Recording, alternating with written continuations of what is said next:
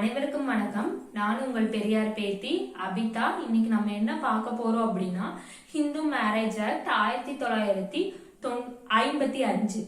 இதுக்கு முன்னாடி நான் ஒரு வீடியோ போட்டிருப்பேன், சுயமரியாதை திருமணம். அதுல ஹிந்து மேரேஜ் பத்தி பேசும்போது ஹிந்து மேரேஜ் ஆக்ட் 1995 சொல்லிட்டு தவறா சொல்லியிருப்பேன். அது கிடையாது.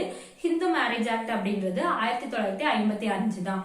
இது ஹிந்து மேரேஜ் ஆக்ட்ல மேரேஜ் அப்படின்னா என்ன அப்படின்றத பார்ப்போம்.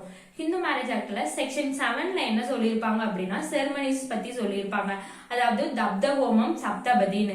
இப்ப தப்த ஹோமம் அப்படின்னா என்னன்னா, ஹோமம் வளர்த்தி அக்னி சாட்சியா வச்சு தாலி கட்டி புரோகிதர் முன்னிலையில மந்திரங்கள் முழங்க, அந்த திருமணம் ஆன பின்னாடி தாலி கட்டின பின்னாடி பொண்ணும் மாப்பிளையும் சேர்ந்து அந்த அக்னி குண்டத்தை 7 முறை சுத்தி வரணும். அப்படின்னாதான் அது வேலிட் மேரேஜா கன்சல்ட் பண்ணப்பட்டுச்சு.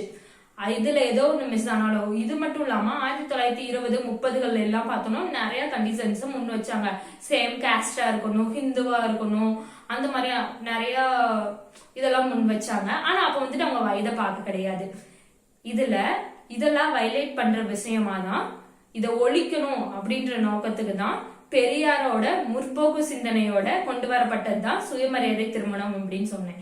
சுயமரியாதை திருமணம் அப்படிங்கிறது, நான் உன்னை இணையரா ஏத்துக்கிறேன், நீ என்னை இணையரா ஏத்துக்கணும்னு சொல்லிட்டு உற்றார் உறவினர் மத்தியில உறுதிமொழி சொல்லி சிம்பிளா பண்ணிக்கிறது தான். இப்போ ஹிந்து மேரேஜ் ஆக்ட்ல சொன்னல, இந்த தப்த ஹோமமும் சப்தபதியும் இது ரெண்டுல ஏதோ ஒண்ணு மிஸ் ஆச்சு அப்படின்னாலும் அது இன்வேலிட் மேரேஜா கன்சல்ட் பண்ணப்பட்டாங்க. இந்த விஷயம் பத்தி சுப்ரீம் கோர்ட்லயும் நிறைய கேசஸ் போச்சு. இதுல ஒரு கேஸ வந்துட்டு நான் எக்ஸாம்பிளா சொல்றேன். அதாவது பிரியா பாலா கோஸ் வெர்சஸ் சுரேஷ் சந்திர கோஸ். இந்த கேஸ்ல என்ன பண்ணிருப்பாங்க அப்படின்னா, இந்த கேஸ்ல தப்த ஹோமம், அதாவது ஹோமம் வளர்த்தாம ஒரு மேரேஜ் பண்ணிட்டாங்களாம். அது வந்துட்டு இன்வேலிட் மேரேஜ் அப்படின்னு சொல்லி சுப்ரீம் கோர்ட் தீர்ப்பு கொடுத்திருக்கோம்.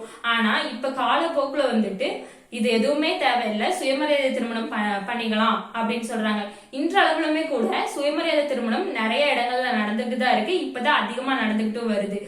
அதாவது இப்ப இந்த சுயமரியாதை திருமணம் ஆகட்டும், ஹிந்து மேரேஜ் ஆக்ட்ல திருமணம் பண்ணணும்னாலும் சரி, ஆணுக்கு வந்துட்டு 21 வயது நிரம்பி இருக்கணும், பெண்ணுக்கு 18 வயது நிரம்பி இருக்கணும். தேங்க்யூ ஃபார் வாட்சிங்.